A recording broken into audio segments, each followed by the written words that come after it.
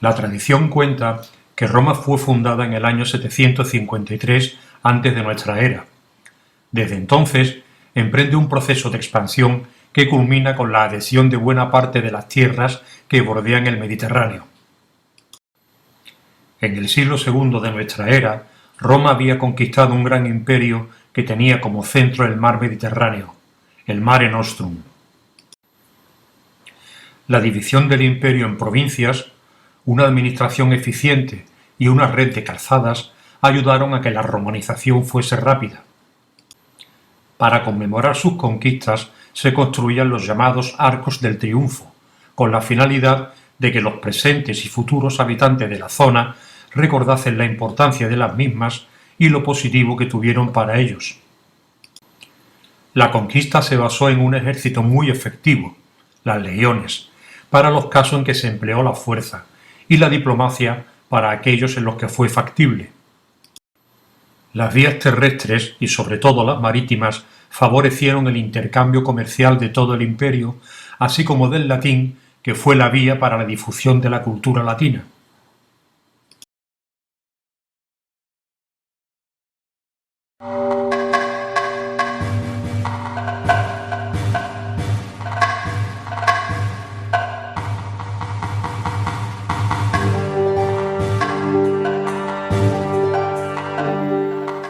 Hace 2000 años, un viajero habría encontrado una bahía muy distinta de la actual. No estarían la mayor parte de las salinas y las marismas actuales. A su alrededor, en vez de los típicos pinares, el viajero encontraría bosques de encinas, alcornoques y acebuches.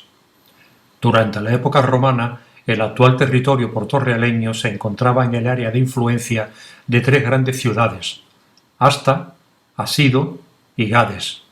Parece que fue esta última la que acabó controlándolo y explotando sus recursos. A lo largo del primer milenio antes de nuestra era, las tierras gaditanas vieron llegar y establecerse a fenicios, griegos, romanos, que junto con la población autóctona produjeron unos niveles de civilización extraordinarios, como lo demuestran los descubrimientos arqueológicos. Decía Estrabón en su obra Geografía: esta isla, que en nada difiere de otras gracias a la intrepidez de sus habitantes en las cosas del mar y a su adhesión a los romanos, ha experimentado un tal incremento en su fortuna de todo orden que, a pesar de alzarse en el extremo de las tierras, es la más famosa de todas.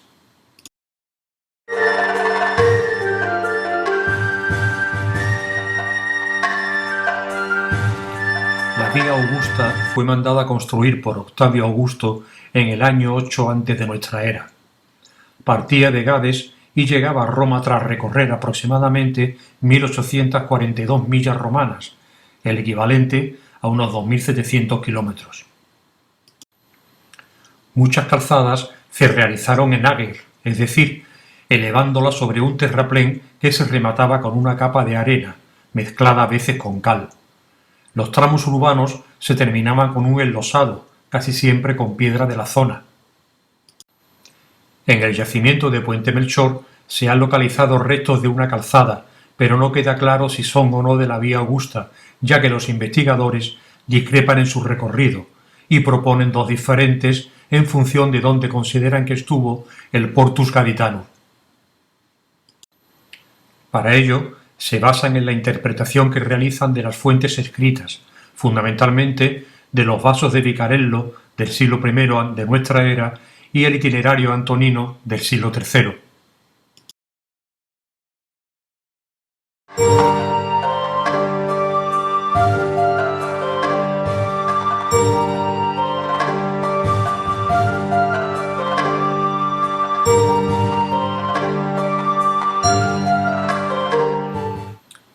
En la bahía de Cádiz y en aquellos momentos el mar era el centro de la vida.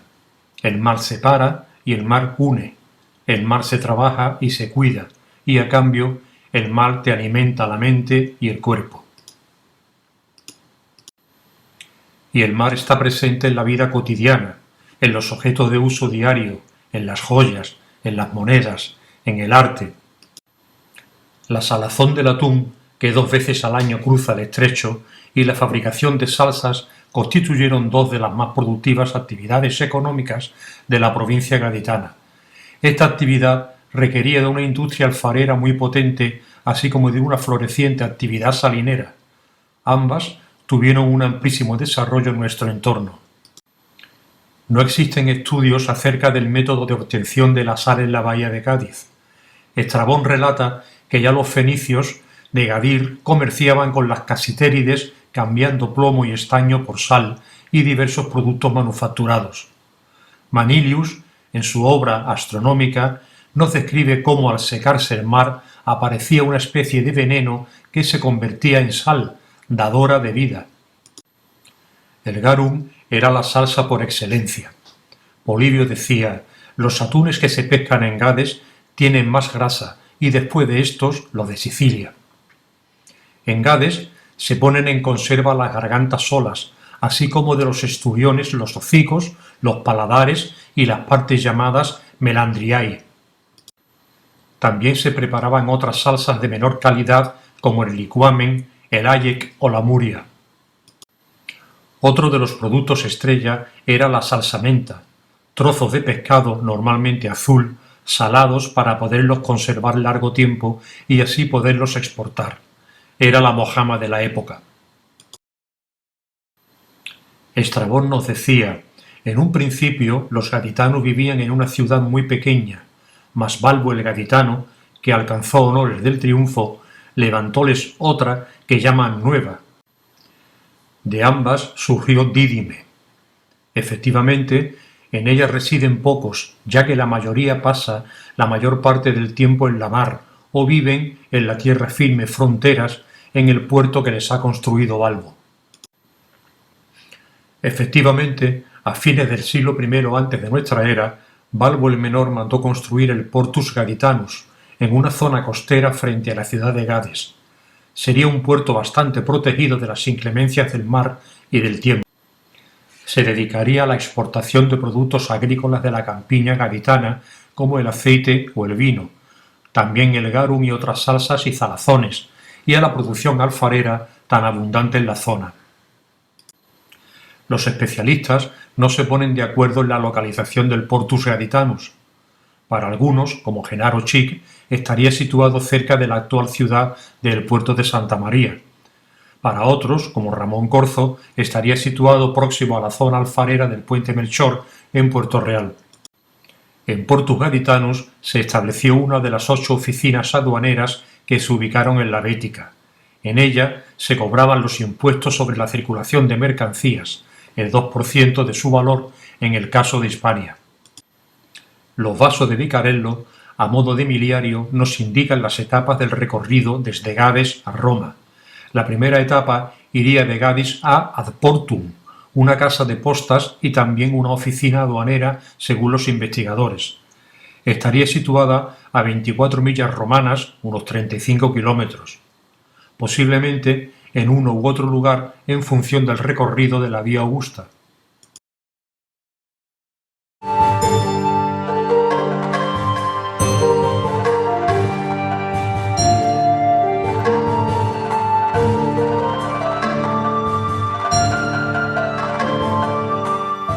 Hasta hace poco tiempo se atribuía a Balbo el Menor la construcción del acueducto que surtía de agua a Gades y su entorno a fines del siglo I antes de nuestra era.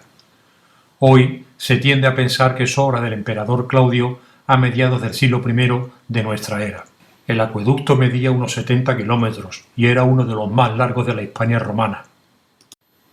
Su construcción se adaptaba al terreno por el que transcurría. Por el interior de la provincia se realizó con un canal cubierto con una bóveda. También, para salvar desniveles, se construía un muro que, cuando era necesario, se perforaba mediante arcos, como estos restos en los Arquillos, en el límite entre Puerto Real y Chiclana.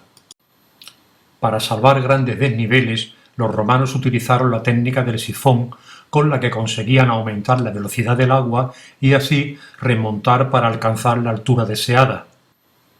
En la zona costera, el acueducto se realizó mediante piedras machiembradas unidas con mortero para evitar tanto que entrase el agua del mar como que la dulce pudiera salir, Fray Jerónimo de la Concepción, en su obra Emporio del Orbe en 1690, nos decía: de lo que tomó aquella el nombre de los Arquillos, corre después por la mesa de Bolaños, junto a la Cartuja, y entrando por el arrecife y atravesando por las viñas de Puerto Real, se mete por unos arcos en la puente de Suazo.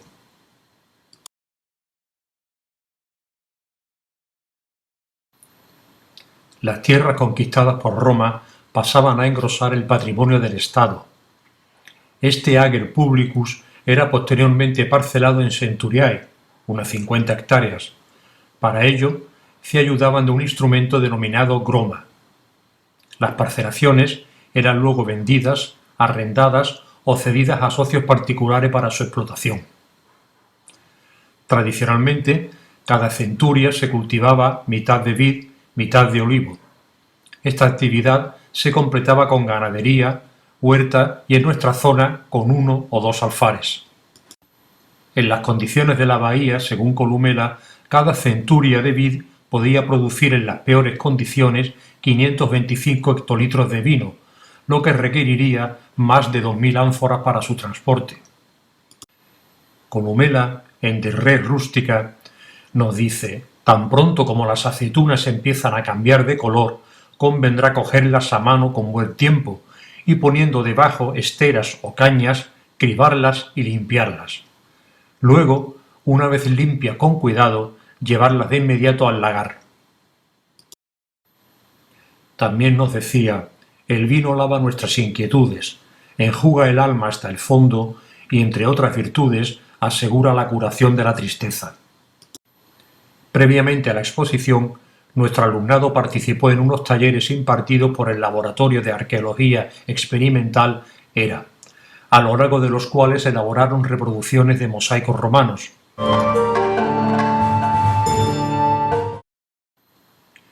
La cercanía a las zonas de producción agrícola, salinera y de salazones y la abundancia de arcilla y agua dulce propiciaron el establecimiento de multitud de alfares en el término portorrealeño que se mantuvieron en funcionamiento desde el siglo II antes de nuestra era hasta el siglo V de nuestra era.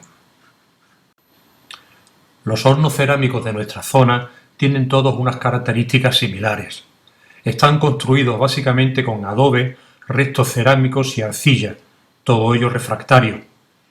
Son de planta circular y constan de una cámara de fuego construida en pendiente o excavada o rodeada de un grueso muro para darle fuerza. A esta cámara se accede por un pasillo denominado praefurnium por el cual se introduce la leña. En el centro de la cámara de fuego se levanta una gran columna de la que parten una serie de arcos que se soportan en las paredes de la cámara.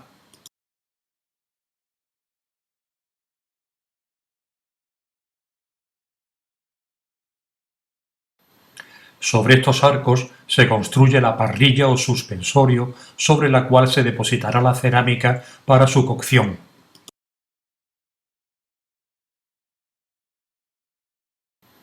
Alrededor de la parrilla se levanta un grueso muro para construir la cámara de cocción. A ella se accedía en algunos hornos a través de un estrecho pasillo para facilitar el acceso de los operarios. En el momento de la cocción, los hornos se cerrarían a base de madera y algún tipo de teja o material cerámico para conseguir la temperatura de cocción deseada, algo más de 1000 grados centígrados. El alumnado participó también en la realización de una reproducción a escala de un horno romano en el Laboratorio de Arqueología Experimental ERA.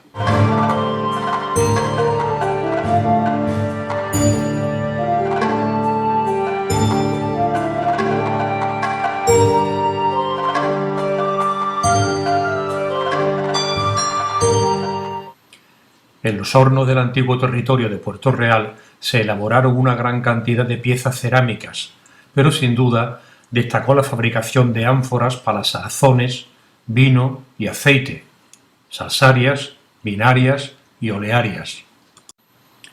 Junto con las ánforas, los alfares produjeron gran cantidad de objetos cerámicos de uso cotidiano, como tejas, ladrillos, urnas funerarias, cerámica común y de mesa, ungüentarios, vidrio. Aquí vemos a parte del alumnado participando en un taller de cerámica romana.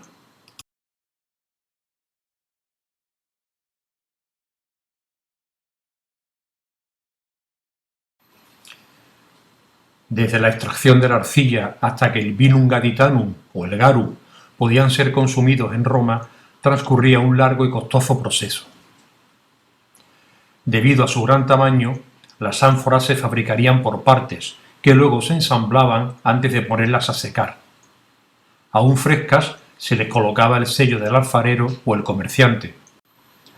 Una vez secas, se introducían en el horno para su cocción, proceso que al completo duraba varios días.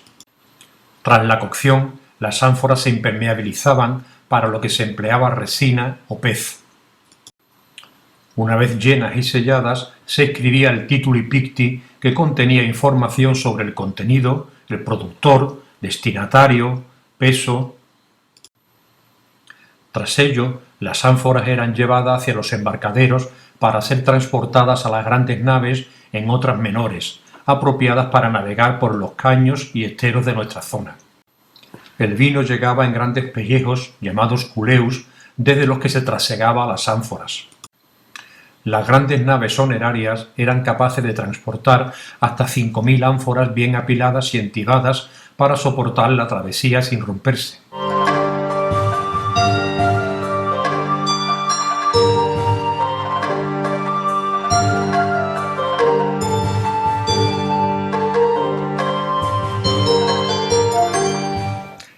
El horno del gallinero se ha excavado en varias ocasiones desde 1991. Después de muchos avatares, es el único que se ha puesto en valor y es visitable. La inmensa mayoría de las ánforas que ha proporcionado son del tipo Dressel 711, dedicadas al transporte de salsas. Tuvo una efímera vida productiva que abarca el primer cuarto del siglo I de nuestra era. Este es el estado actual del yacimiento. El conjunto alfarero de Villanueva fue excavado en 1951 por María Josefa Jiménez Cisneros. Al margen de los propios hornos, cuya existencia como tales no está clara, en la zona se localizó un depósito de ánforas con al menos 180 ejemplares, desconociéndose la ubicación en la actualidad de la mayor parte de las mismas.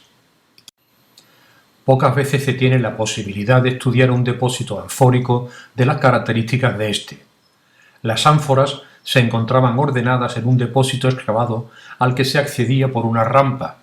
Las ánforas de la hilera del suelo parece que estaban inutilizadas y servían para sustentar las hileras superiores. La inmensa mayoría de las ánforas de Villanueva son salsarias de los tipos Dressel 8, 9, 11 y 12 y Beltrán 2, A y B. Junto a las ánforas aparecieron algunos trozos de sigilata y una moneda de un as del emperador Claudio, por lo cual se ha catalogado el yacimiento en el tercer cuarto del siglo I de nuestra era.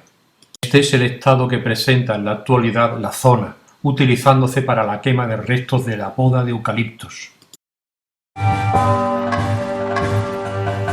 El yacimiento arqueológico del Olivar de los Valencianos ha sido objeto de varias campañas de excavación, entre ellas la realizada por María Josefa Jiménez Cisneros en los años 50.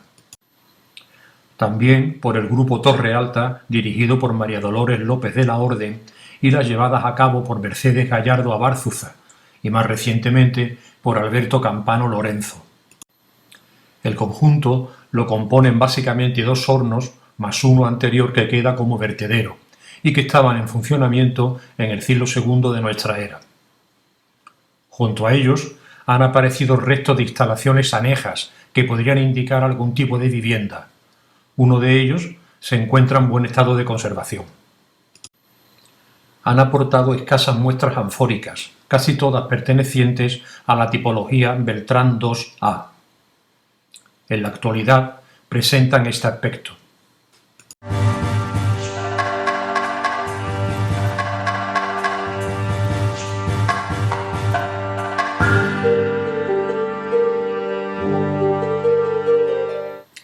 El yacimiento de Puente Melchor reúne unas condiciones óptimas para convertirse en el gran centro industrial que fue.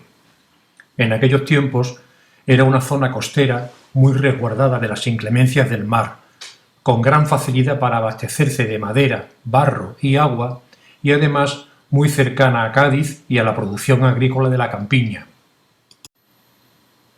El yacimiento de Puente Melchor, aunque conocido desde tiempos anteriores, fue excavado en varias campañas entre 1994 y 1996 al realizarse las obras de construcción de la autovía A4. En 1994, en una excavación de urgencia, se localizaron 3 hornos, un centro alfarero, 21 tipologías alfóricas, además un horno de vidrio, más habitaciones, conducción de agua, vertedero de desechos cerámicos. En 1996 se excavaron 2 hornos más, habitaciones, canalizaciones de agua, piletas, vertedero. El conjunto alfarero de Puente Melchor destaca, entre otras cuestiones, por romper los moldes de la alfarería vinculada a la agricultura. Se trata de todo un poblado alfarero, un vicus, propio de una sociedad mercantil, de ahí el sello SOC o SOCI tan característico que aparece en la cerámica. No parece haberse limitado a producir ánforas salsarias, sino que se documentan contenedores olearios como la Dressel 20 y binarios como la Hatten 70, pero será sobre todo a partir de fines del segundo siglo de nuestra era cuando se produzca un incremento en las cantidades de ánforas para vino y aceite. En la excavación de 1996 se localizaron también numerosos restos de cerámica común, de sigilata y de cerámicas claras de lujo.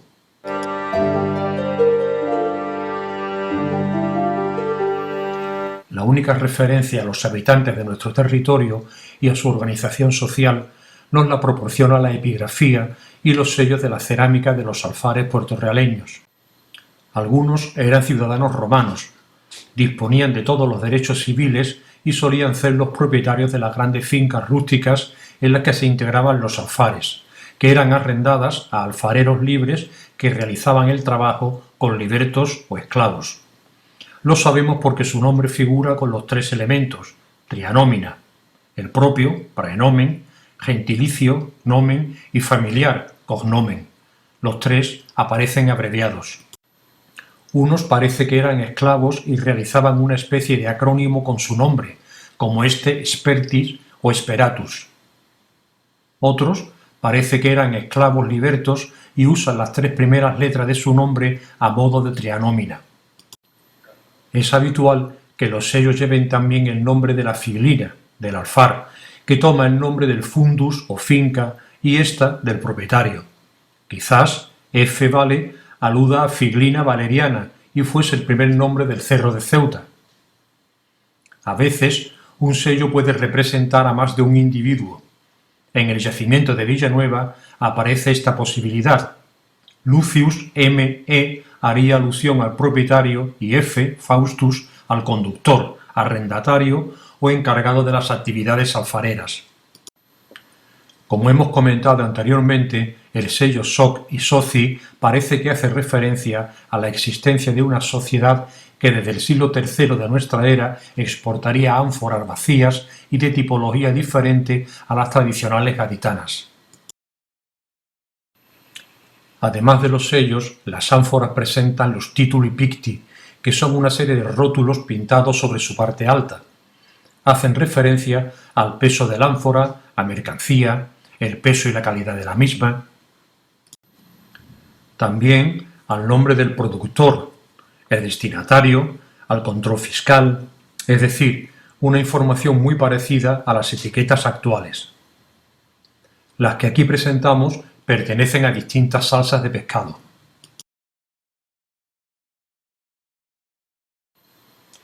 Garum de caballa,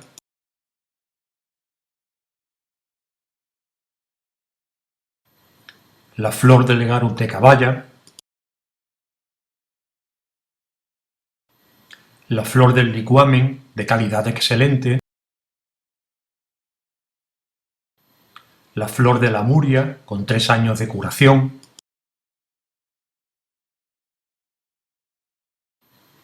o el Lymphatum envejecido 3 años. Los hornos de Torre Alta fueron excavados en los años 50 por María Josefa Ximénez Cisneros, que los sitúa entre la segunda mitad del siglo I antes de nuestra era y la primera mitad del siglo I después de nuestra era. En su libro de 1971, Historia de Cádiz en la Antigüedad, nos decía: se hicieron gestiones por conducto oficial sobre la manera de proporcionarles una cubierta que les librara de la sequedad del sol en verano y de las fuertes lluvias y vientos en invierno. Y hoy se encuentran cada vez más deteriorados, aumentando esto con los cambios de dueños de los terrenos. Por las mismas fechas salían a la luz pavimentos cerámicos en la finca Santo Domingo, casi con seguridad parte integrante de una vivienda rústica, una villa, de cierta importancia, en la que se localizaron los restos de una almazara o turcularium. La excavación de estos terrenos, nos decía María José Jiménez Cisneros, hubiera sido sumamente interesante, pues nos hubiera dado tal vez la traza de una villa lujosa y antigua de esta región.